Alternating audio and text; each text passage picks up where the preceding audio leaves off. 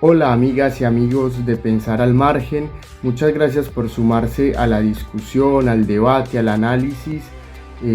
sobre este tema tan importante que abordamos en el primer video que ustedes pueden ver en el canal, donde se titula Si la Iglesia alemana se separa de la comunión con la Iglesia romana, parte 1. Y a quienes no lo han visto y se suman a este video, los invito para que vayan a este video parte 1 y puedan tener un poco más de elementos de análisis de contexto que ahí brindo para entender un poco más la profundización que vamos a hacer en este tema. De igual manera, para quienes vienen ya desde el primer video y se suman a este segundo, voy a dejarles un par de links abajo en la cajita de descripción de videos, donde ustedes van a poder cliquear ahí y ir a la dirección que les lleva pues este link para ver una conferencia que los jesuitas hacen en Guatemala sobre la situación que está pasando en Alemania. Aparecen allí personajes muy interesantes,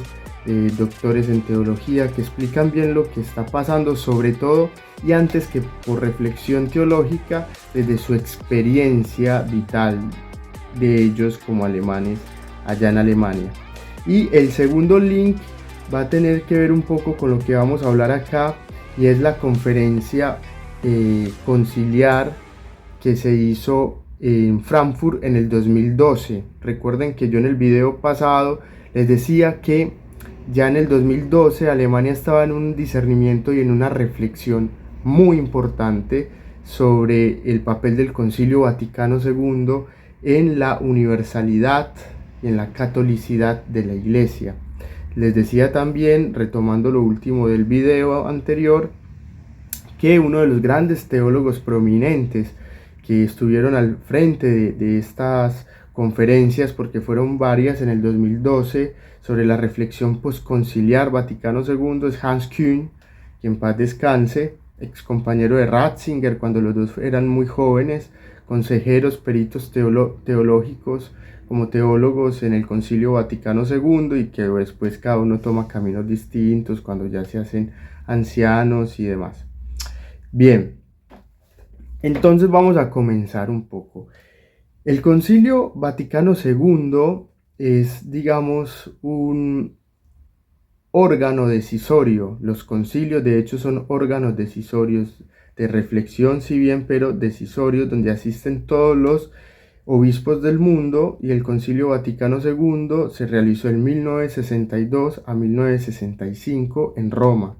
Allí acudieron todos los obispos del mundo y el tema, digamos, central era si la Iglesia podía o no responder a las preguntas de la modernidad. En palabras más propositivas sería cómo la Iglesia podía hacer de su fe y de su eclesialidad, es decir, de una fe vivida dentro de la Iglesia en Jesús, coherente y aportante al mundo y a las necesidades de la mujer y del hombre moderno, ¿sí? Es un concilio al cual, dicen algunos especialistas en el tema, la Iglesia llegó tarde, porque muchas de las, digamos, decisiones que se toman en este concilio, para algunos y algunas tuvo que haberse tomado hace muchas décadas atrás. Bueno, sin embargo, es en el 62 donde por fin la Iglesia logra, digamos, reunir a todos sus obispos y tomar decisiones sobre la actualización, digamos así, de la Iglesia en el mundo. Bien, este concilio es muy particular y muy importante porque es tal vez el concilio que, recuerden ustedes que cuando hubo la Reforma Protestante en el siglo XVI, la Iglesia responde con el Concilio de Trento, que dentro de la historia de la Iglesia se conoce como el concilio de contrarreforma, contrarreformista, ¿no? La Iglesia, en vez de abrirse, se cierra mucho más, ¿no? Después en el Vaticano en el Vaticano I, toca algunos temas relacionados con la administración de la Iglesia, pero no va mucho más allá. Y el Vaticano II, dicen algunos especialistas, es muy interesante porque no se centra en la iglesia en sí misma, aunque por supuesto habla de ella, sino del papel que juega en el mundo. Abre la iglesia, en términos eclesiológicos sería ad extra, la iglesia va hacia afuera, sale de la reflexión ad intra, que también por supuesto lo hace, pero no se queda solo en eso, ¿sí? Va hacia afuera e intenta responder a las necesidades del mundo. Y distinto al de Trento, no responde de manera negativa a algunos de los pedidos de la Reforma Protestante, sino que antes bien trata de analizarlos y de mirar de qué manera puede, digamos, incluirlos dentro de su enseñanza. Bien, pero por otro lado, es una iglesia que el Concilio Vaticano II desarrolla, digamos, reflexiones muy interesantes eclesiológicas sobre el papel de la iglesia.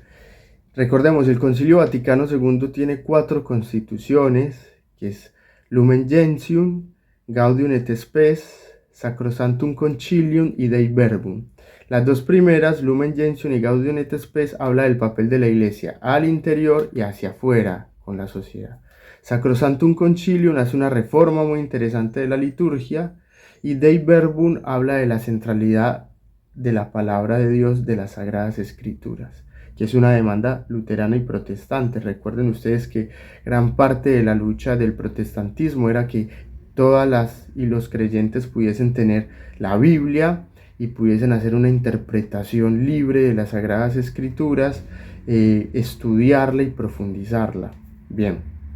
por otro lado va a tener 9 decretos donde va a hablar del rol de los sacerdotes, de los obispos, de los laicos, su relación con las iglesias de Oriente, y va a tener 3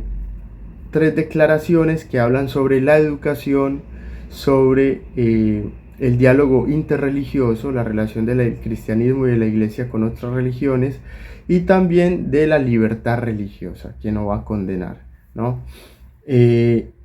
Como ven, ya hay, digamos, fundamentos muy interesantes, muy abiertos desde el Concilio Vaticano II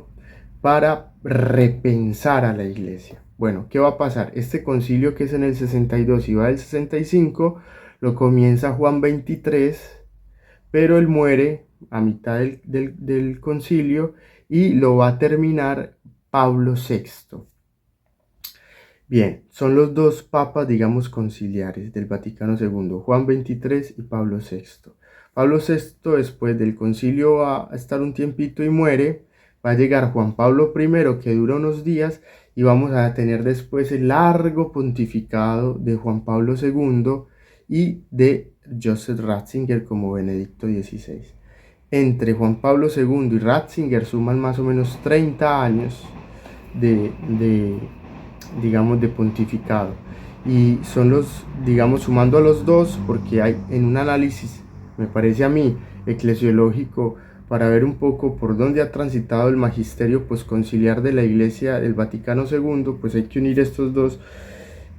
pontificados porque se parecen mucho, igual de conservadores, en estos casi 30 o más de 30 años digamos, de pontificado entre Juan Pablo II y Benedicto XVI. Todas estas reformas y estas posibilidades de apertura que ya he mencionado del Concilio Vaticano II se meten, como dicen algunos, en la heladera, en el freezer, o sea, a esperar. Es lo que muchos llaman, teólogos y teólogas llaman el invierno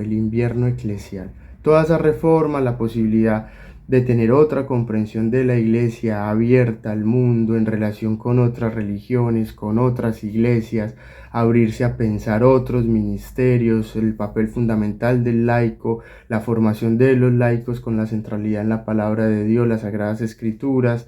la posibilidad de diversidad de teologías a partir de el acento que pone el Concilio Vaticano II en la primacía de la realidad, de la situación de los pobres, del hombre y de la mujer moderna y moderno, que es un hombre en crisis, agrietado, dividido, etcétera, y que la iglesia se compromete a acompañar, aunque esas personas sean o no creyentes, todas esas posibilidades de, digamos, armar reflexiones muy profundas también el papel, por supuesto, de la mujer, el magisterio sobre la moral sexual, la posibilidad de actualizarse en comprensiones de moral sexual diversas y diferentes, que habría que discernirse, pero al menos se abrían los caminos para la discusión. Bueno, la mayoría de estas cosas, por no decir todas, en esos 30 años de pontificado se cerraron. Y por el contrario, la Iglesia, dicen los expertos, tendió a volver con cierta nostalgia a intentar reconstruir la cristiandad. Recuerden que la cristiandad es la época del medioevo, en el cual la Iglesia era el centro del mundo, quitaba y ponía reyes, reinas, administraba territorios, administraba ejércitos, tenía al clero como su, digamos así, su clase social privilegiada, y el pueblo pues ni entendía latín, que era la lengua oficial de la Iglesia y de la época culta, ¿no? Que por supuesto hablaban los clérigos, los frailes y los monjes, pero el pueblo raso no tenía derecho a eso, luego ni conocía la palabra de Dios. Estamos hablando de la Edad Media, ¿no?